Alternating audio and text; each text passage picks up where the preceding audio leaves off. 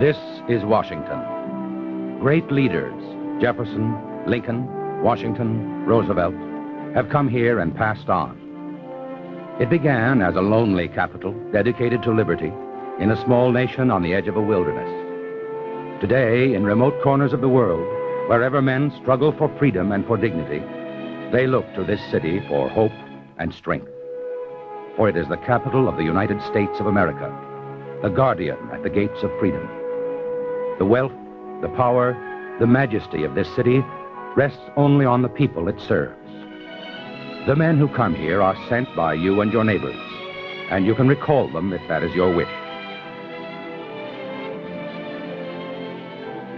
Here in the White House sits one of those men, the 36th President of the United States, Lyndon B. Johnson. From his desk, he commands the might of the most powerful nation this planet has ever seen.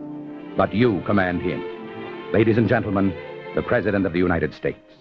My fellow Americans, I've been in this office for almost a year. Ever since that black and unforgettable day when America lost one of its greatest leaders, cut down in the fullness of his manhood and promise. I've drawn much of my strength in this task from loyal and dedicated public servants. Most of all, I've drawn strength from the warm support and understanding of all of the American people. I will always be grateful to all of you for that.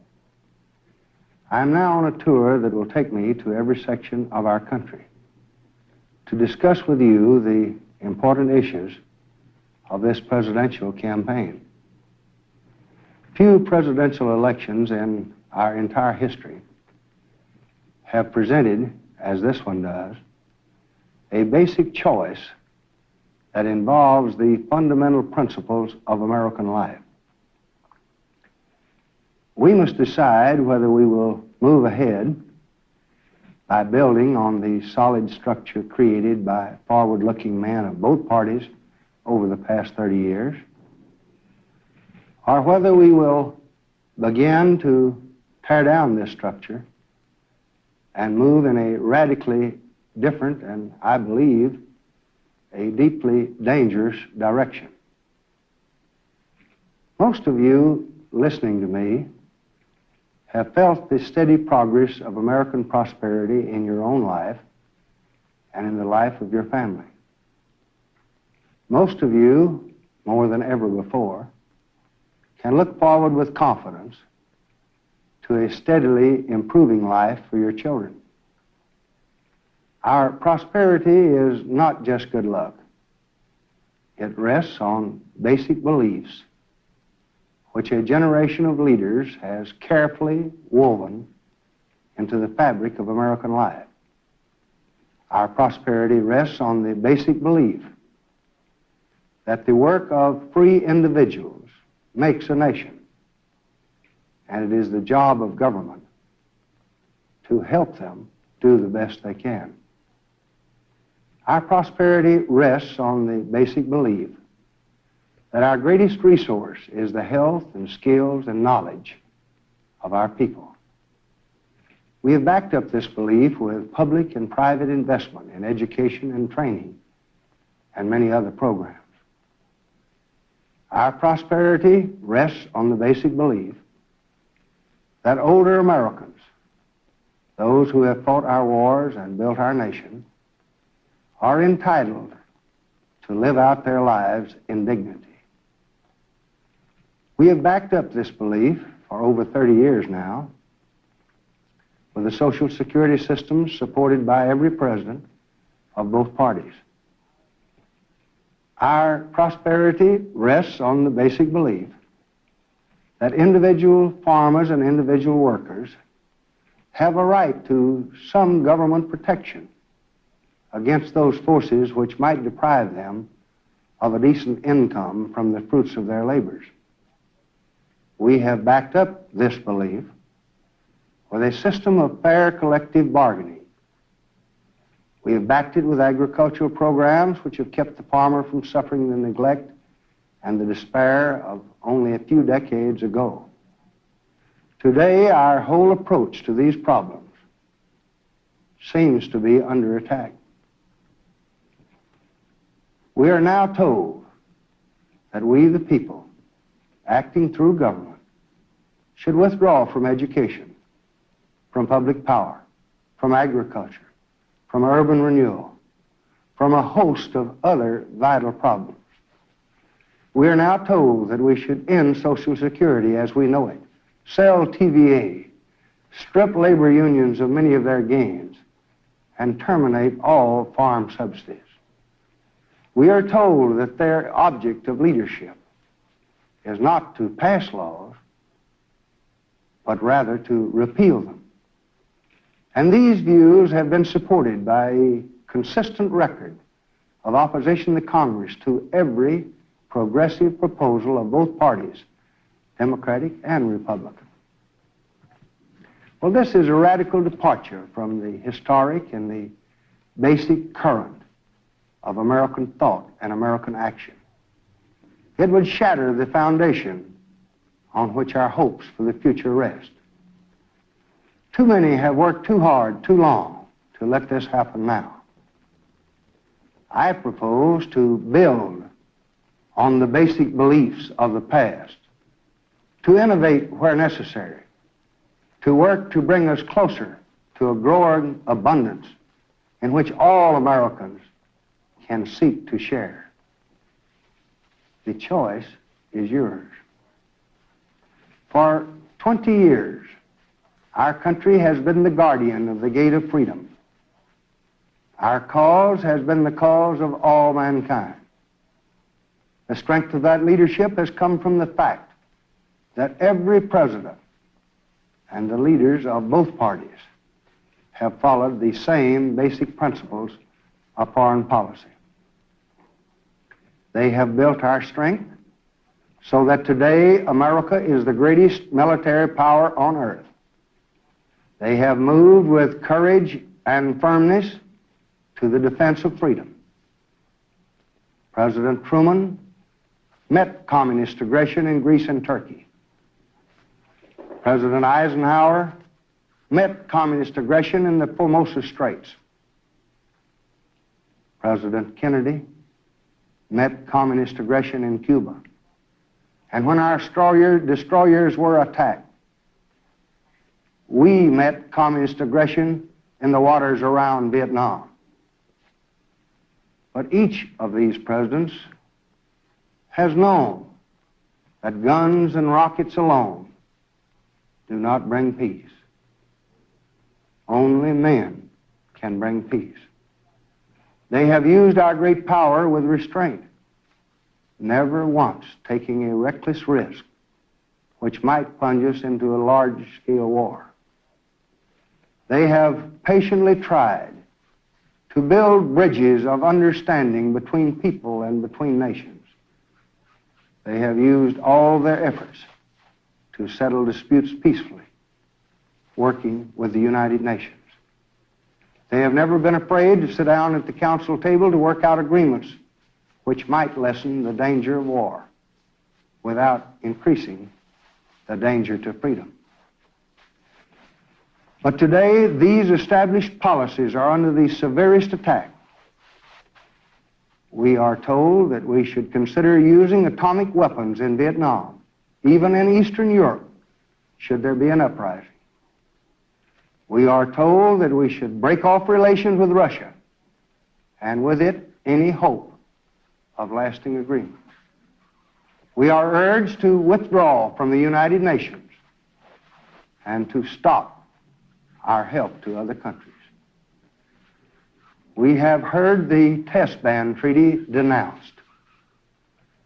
This is the treaty that has halted the radioactive poisoning of the air that we breathe.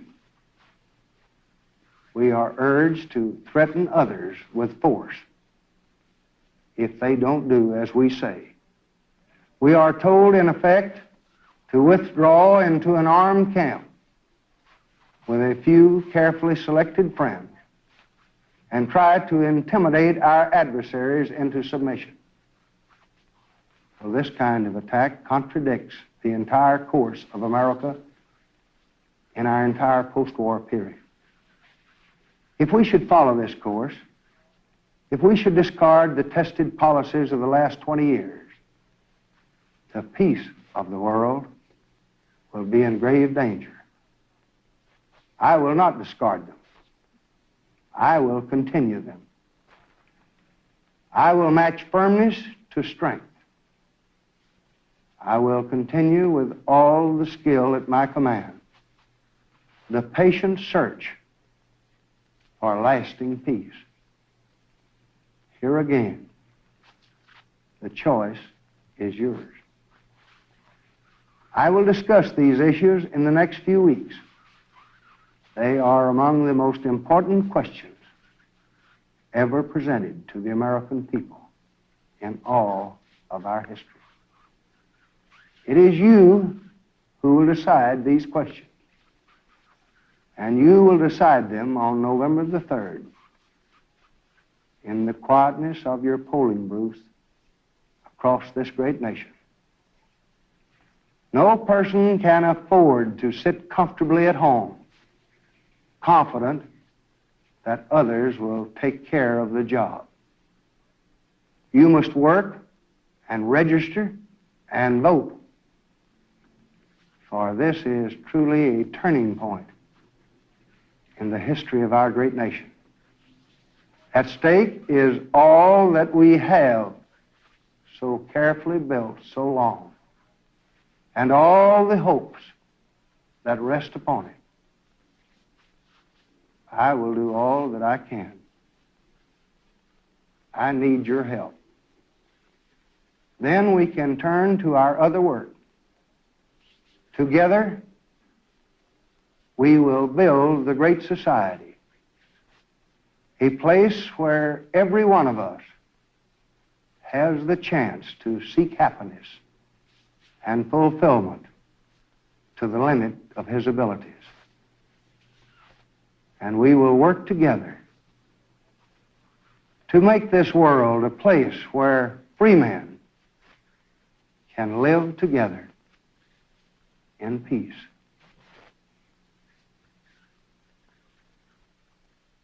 Ladies and gentlemen, you have just heard the President of the United States from his office in the White House. How does a man come to this highest office in the land? President Johnson came to it in a time of crisis.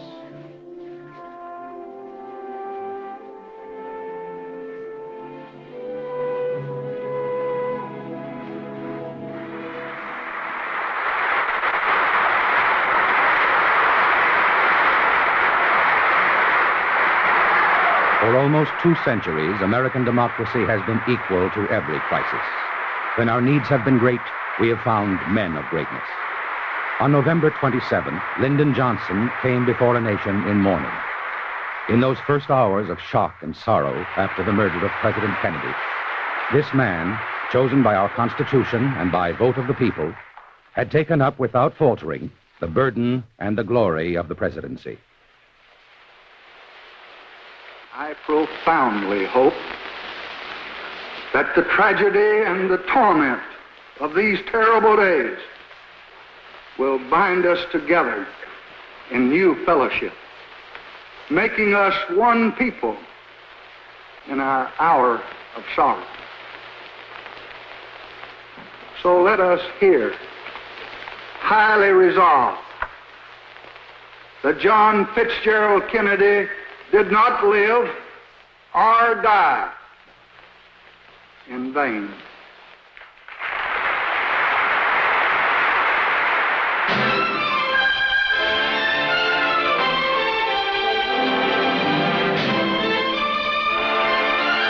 As hours turned to weeks, weeks to months, words became deeds, pledges became performance. In January, the President announced a lower national budget in a drive for more efficient government. Thus began an unbroken record of accomplishment.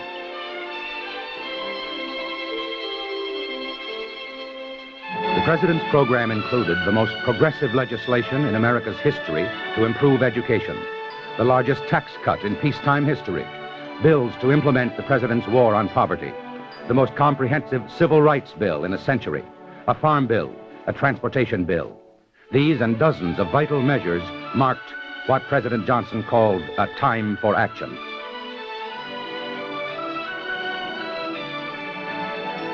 In April, a crippling 5-year-old railroad dispute threatened the nation.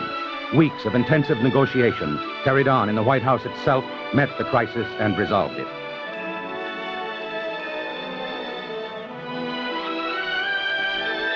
In Vietnam, in Panama, in the Congo, our policy remained firm.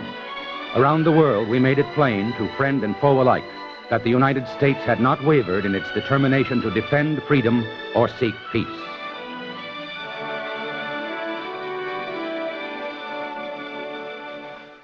Presidents are not born. Leaders do not spring up overnight. Behind this man's achievements as president lay a lifetime of public service. In 1937, the presidential yacht pulled into Galveston Harbor to welcome aboard 2 passengers, a governor of Texas and a young congressman-elect.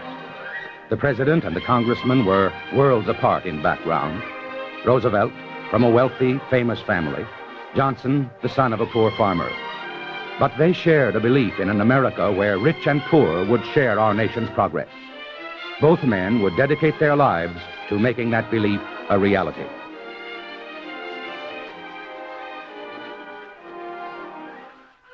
In Washington, rural electrification, slum clearance, new schools, aid to farmers soon became part of the Johnson record. As war approached, he promised, "If ever I vote to send your boys to war, I'll be in uniform with them." 4 days after Pearl Harbor, Lyndon Johnson became the first member of Congress to go on active duty. Victory brought President Truman the challenge of defending world peace against communist aggression. Representative Johnson worked in Congress for the Truman Doctrine and the Marshall Plan to rebuild war-torn Europe. These men were laying the cornerstone of today's powerful Atlantic Alliance. 1949, Lyndon Johnson was elected to the Senate. Joining him were Clinton Anderson of New Mexico and Hubert Humphrey of Minnesota, a new generation moving towards leadership. Senator Johnson soon won new responsibility. Within 3 years, Senate Democrats elected him their second in command. 1953, Democrats gathered for the first time in 20 years as a minority in Congress. Senator Johnson was elected Democratic leader, the youngest in history. The role of a minority party, Johnson declared, was to solve the problems of America, not just to obstruct. For all Democrats, this was a call to responsible partnership in their government. The 1954 elections vindicated Johnson's leadership.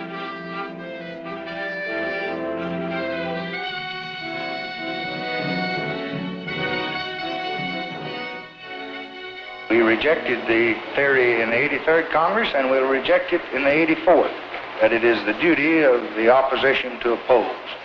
We try to be responsible, try to be constructive, and put the interests of our country ahead of the interests of our party or ourselves. Under Lyndon Johnson's leadership in the 50s, the Democratic Congress was to become the dynamic center of the nation's government.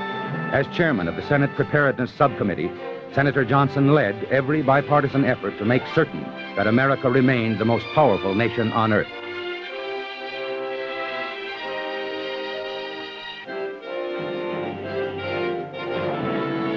When news of the Soviet Sputnik stunned and bewildered the American people, Senator Johnson demanded explanations. After investigating our space efforts, he proposed a special Senate subcommittee on space. This proposal would lead to the creation of the National Space Agency.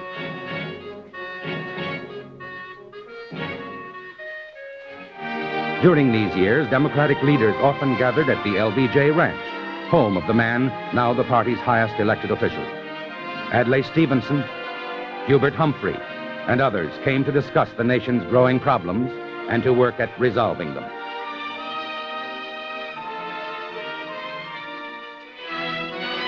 As Congress adjourned in 1960, the Democratic Party, now rich in leadership, prepared for the national election. Many contended for the presidential nomination, but these men all shared a determination to get America moving again. The man chosen by the convention was John F. Kennedy. I have said on many occasions that in these days of great challenge, Americans must have a vice president capable of dealing with the grave problems confronting this nation and the free world. I have reached the conclusion that it would be the best judgment of the convention to nominate Senator Lyndon B. Johnson of Texas for the office of vice president. John Kennedy and Lyndon Johnson traveled to every corner of America, bringing our people the same message: the need for leadership, the chance for greatness. I will go wherever John Kennedy wants me to, Johnson said, because I know we both want America to go up the same road toward greatness.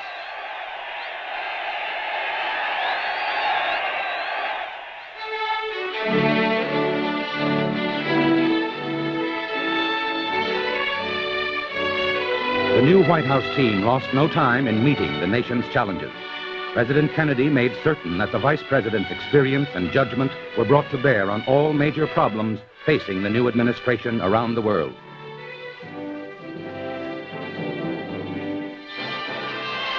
Abroad, the vice president carried the message of a reawakened America, dedicated to helping other nations to realize their own hopes in their own way. A few years before, an American vice president had been stoned in foreign streets. This time, the story was different.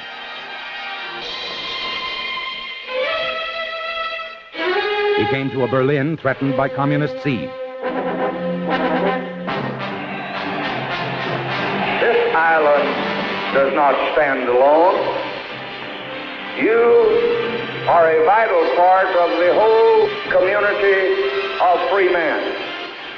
Your lives are linked with those on every continent who live in freedom and who are determined and prepared to fight for it. The roads were open, the siege lifted. For years, Lyndon Johnson had been a Senate leader in the American effort to regain first place in the exploration of space. Now, as chairman of the National Aeronautics and Space Council, he saw those efforts bear fruit.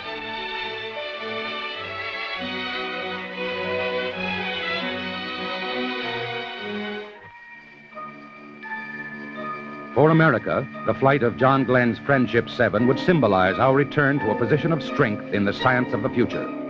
For Lyndon Johnson, it justified his conviction that America was never a second-place nation when it got first-place leadership.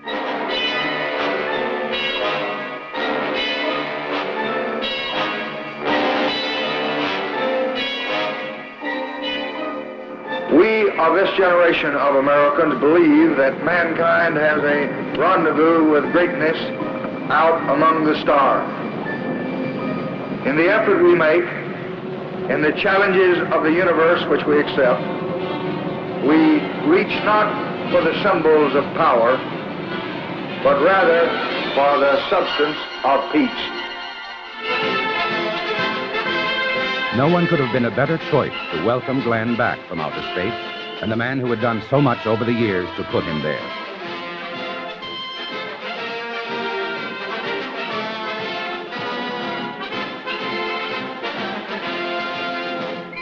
Day by day, John Kennedy led his team on the road toward peace and progress.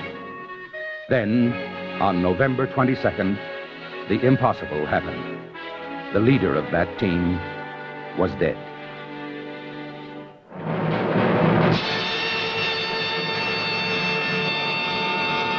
Within 100 minutes, Lyndon Johnson took the oath prescribed by the Constitution and became our 36th president. For all Americans, there was grief. For one American, there was also, suddenly, the loneliness of the world's highest office and little time for private grief.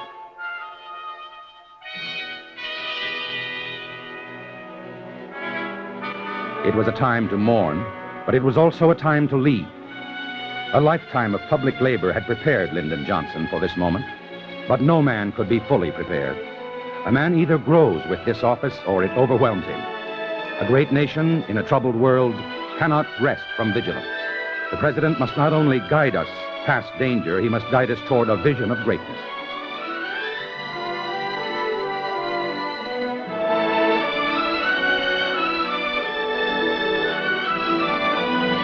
May 24th, the University of Michigan. The great society rests on abundance and liberty for all.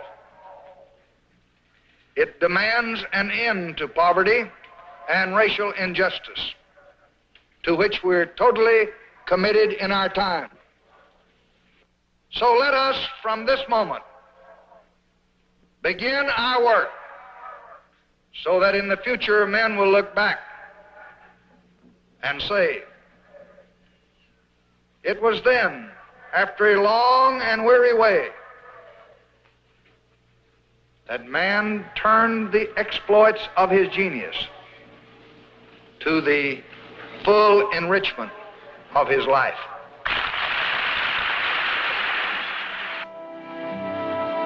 The roads to the White House are many. In almost 2 centuries, only a handful of Americans have made the journey.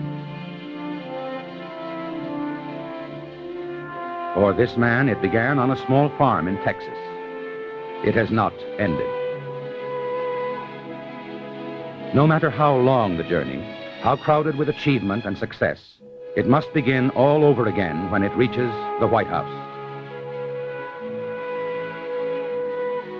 Across that threshold lies responsibility for the people of America and for the children of that people in generations to come.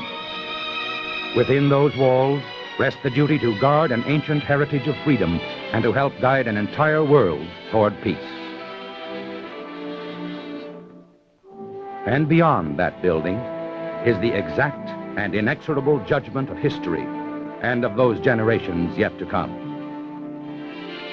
We do not know the end of this journey, but what we do know can support a prophecy that this country will have cause to be grateful for the leadership of Lyndon B. Johnson, the 36th President of the United States.